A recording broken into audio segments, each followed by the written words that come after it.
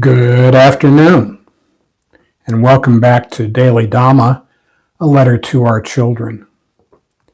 I'm Dhamma Bum, and I'll be your guide for today's guided meditation.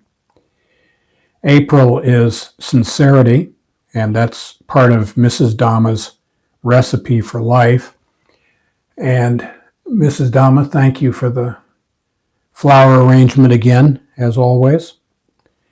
And today our topic is going to be Anicca, or impermanence.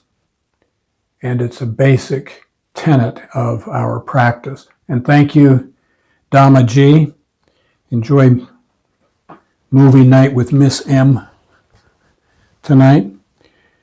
On Fridays, we look at making amends, guiding, repairing relationships, restoring our practice, and we would encourage people to check out the description boxes for this and other episodes. There's information about meditation and Buddhism that might be of use.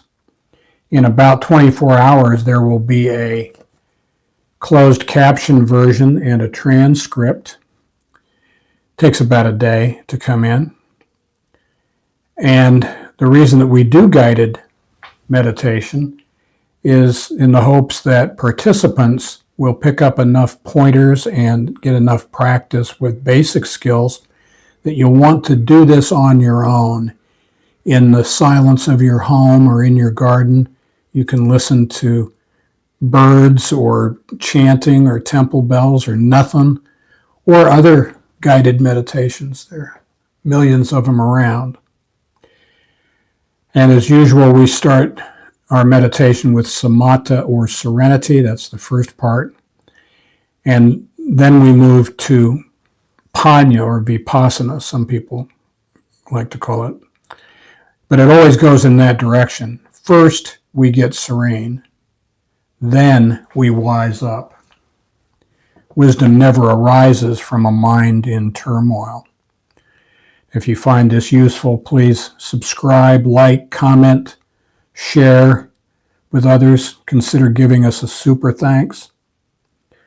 And on that note as well, Daily Dhamma, A Letter to Our Children, the book, is now available on Kindle Unlimited. So if you're a member of that, you might want to check that out too. And with that, on my mark.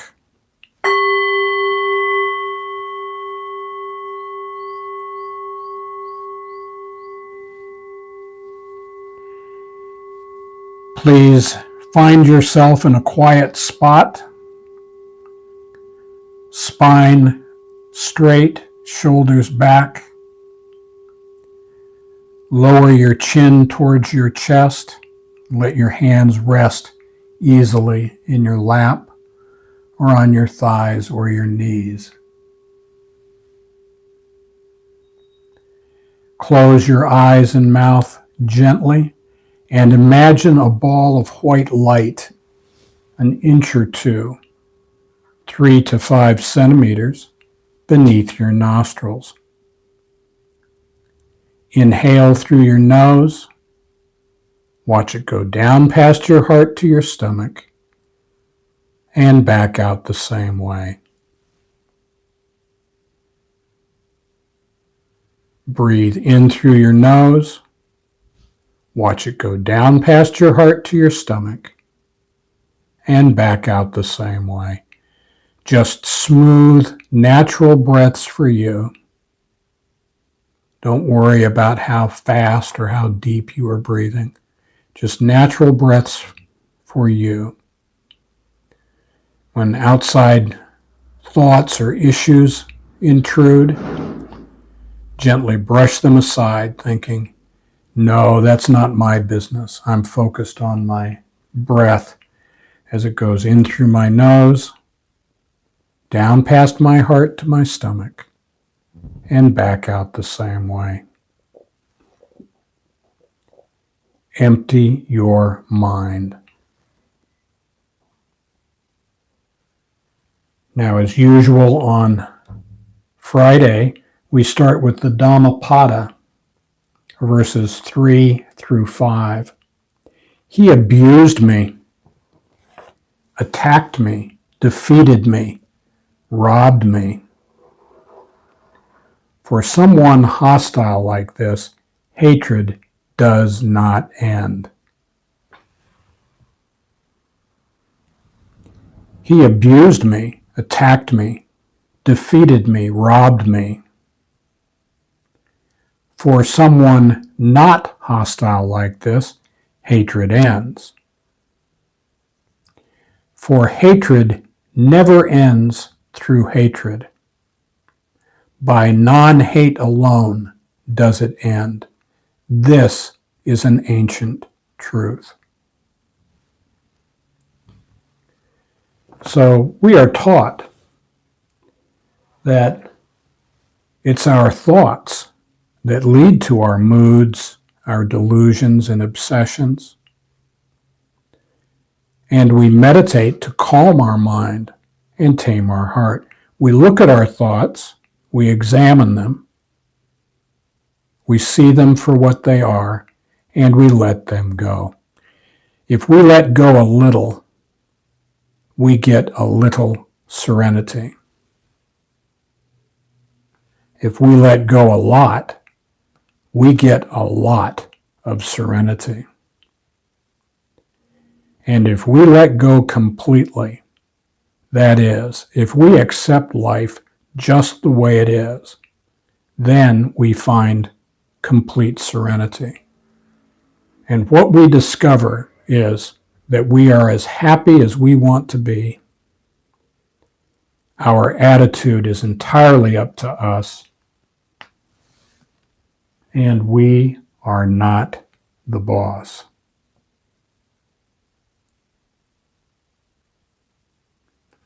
We need to say something about the human condition. Our human experience consists of 5 khandhas, or clinging aggregates, and they are our body, our feelings,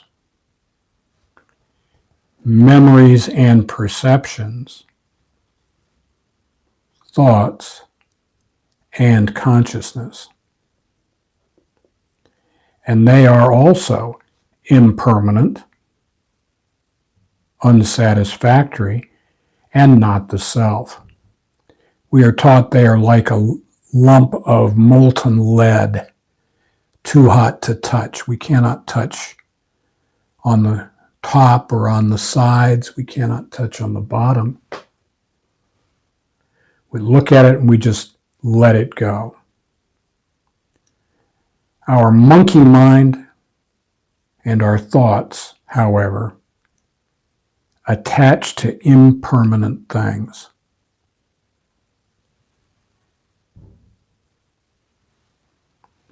As meditators, we have 3 duties: mindfulness, collectedness, and contentment. Mindfulness. In this group, we focus on the ball of light and we watch it as it comes in and goes out. We listen to the Dhamma talk, not to become attached to the words, but to let the wisdom wash over us and seep into our consciousness.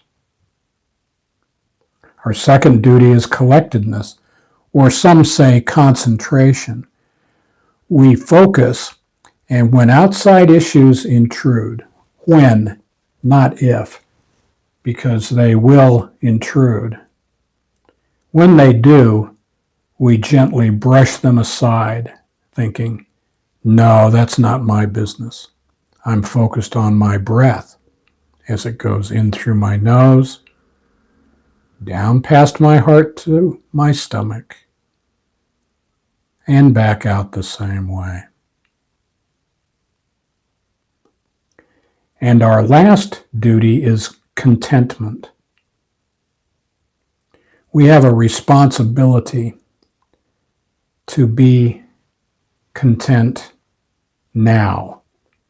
Not Thursday, not the day after tomorrow, but right now.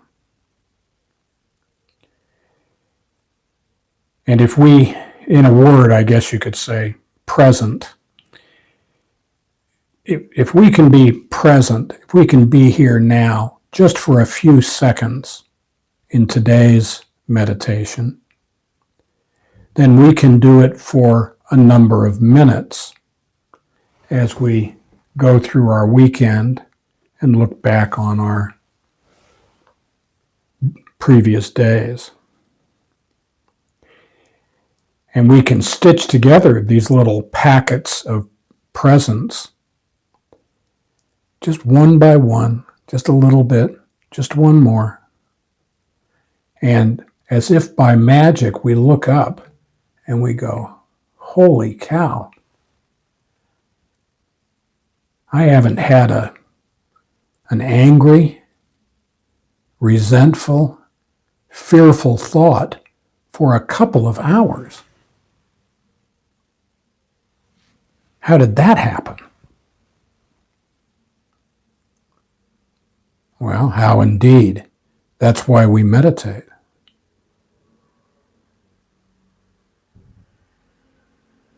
Now, as we consider our past week,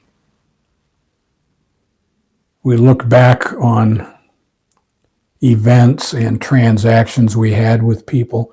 There will be some that did not go as well as they could, let's say. And we look at them with cool eyes.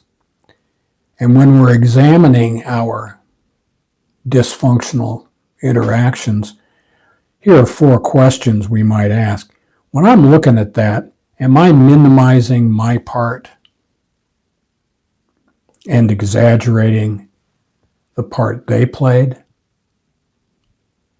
Perhaps through a sense of entitlement. I thought I deserved something and I didn't get it. 2, was I setting myself up as a victim? I knew what was coming up. I knew who I was dealing with. And yet, I put myself in a position to be unhappy. Maybe I didn't get sprinkles. I wanted sprinkles. And they said, too bad, Dhamma bum, no sprinkles for you today. Then I throw myself on the ground and kick my heels and cry about how unfair it is. Making myself a victim. 3, was I expecting people to be what they are not? I mean, what did I think was going to happen when I was dealing with whoever it was? And 4th, last week, was I expecting perfection in this life? Where did I get that idea? So what we see in all of these is that our expectations really are resentments under construction. I didn't think I had expectations, but really I did. I had a sense of entitlement. I thought I was owed something. I expected it to go this way, but it went that way instead. And then when that happened, I was disappointed and I suffered. Now, as we move into Panya, on Monday, we looked at patient, persistent practice of the principles. Today, we're looking at Anicca, or impermanence. You hear this often in this group, but we don't go into it much. Today, we're going to go into it a bit. In the first stage of meditation, samatha, we focus on an object. In this group, it's the ball of light. And we watch as it goes in and out. We brush away outside thoughts when they arise. And as we watch our breath, we discover that our heart rate slows down. Our breathing becomes regular. Our body relaxes. And we enter a meditative state. We find ourselves in the groove, open to insight. And this happens naturally. We don't have to force it. It just happens through focus on the light. Once we're in that state, when we enter the second state of meditation, panya, that is what we're doing now, we allow thoughts to arise so we can study them with cool eyes. We examine our thoughts, we see them for what they are, and we let them go. Ajahn Chah said, whatever arises in the mind can be the object of mindfulness and clear comprehension.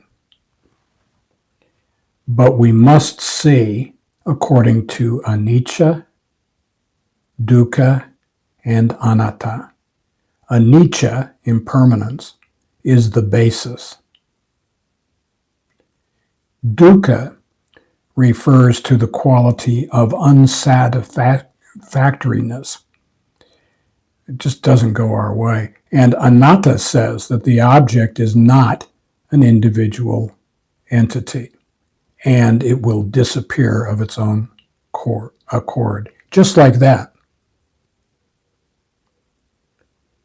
He went on. Someone who is deluded, someone who doesn't have wisdom, will miss this occasion. So he taught us that life is evanescent, brief. It's like mayflies. And that we must pay attention now or we'll miss it.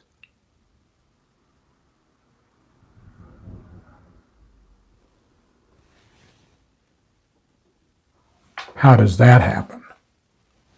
Well, each of us has only this moment. The way we are now is the way we are. We don't know what's going to happen 10 seconds from now. Could be anything. When we look the other direction, we are not what has happened to us in the past, but we are what we choose to do about it in the now.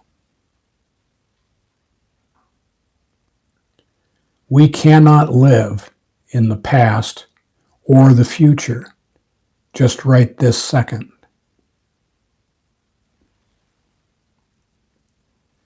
And here are some examples of anicca. Imagine you're sitting on the stoop of your porch, looking out at a lake. It's early morning and mist is arising. You can see it curl up, little breeze blowing, maybe a fish jumps.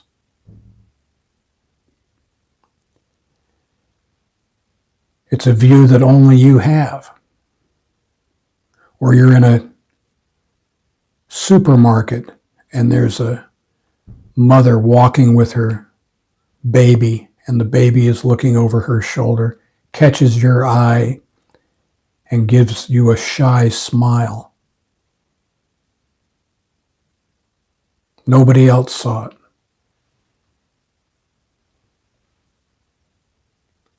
Could be the aha that we have, that we experience when we glimpse someone else's humanity.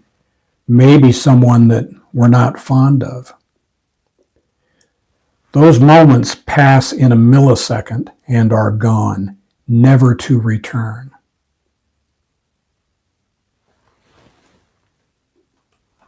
That tune that stuck in my head last week, I couldn't get rid of it. Where did that go?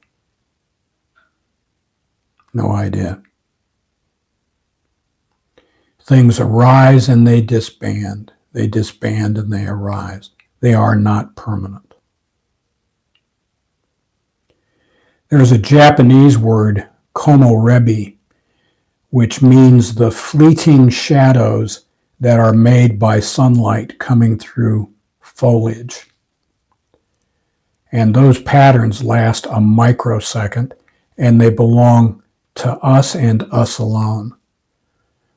Even if there's someone sitting next to us, they are seeing from a different angle. They don't see what we see.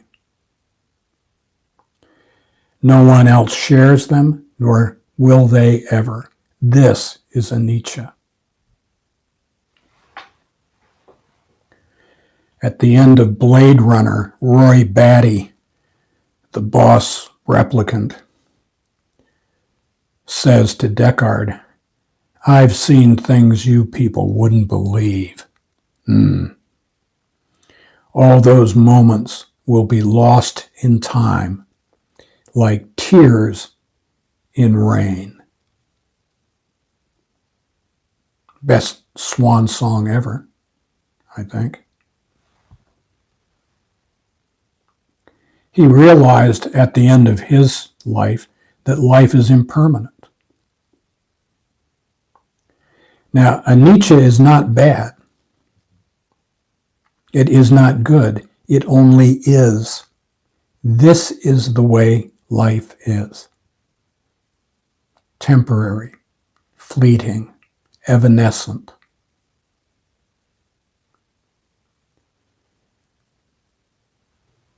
The Ajahn said that anicca is the basis for everything else. As long as we believe we're dealing with permanent things, we got problems. Fairly significant ones. Ajahn Chah said, wrong view, not knowing the impermanent nature of all conditioned things is a problem. Conditioned things must naturally change. To see this is to see the Dhamma, to see anicca change. When we know how things are, then we can let go of them. To know we can only be here now is the beginning of wisdom. So let it go. Be still. This week, as our weekend, as we look back on our previous week, see what was happening.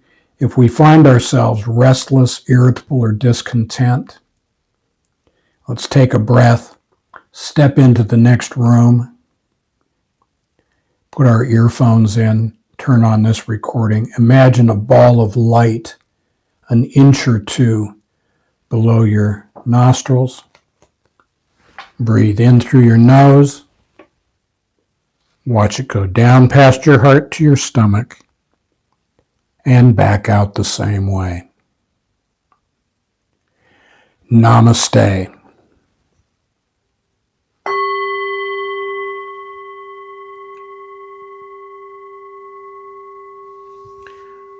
Okay, so thank you for coming.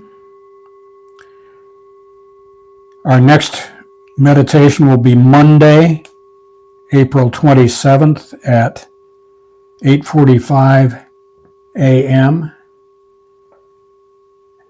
Japan time. We don't know about your time.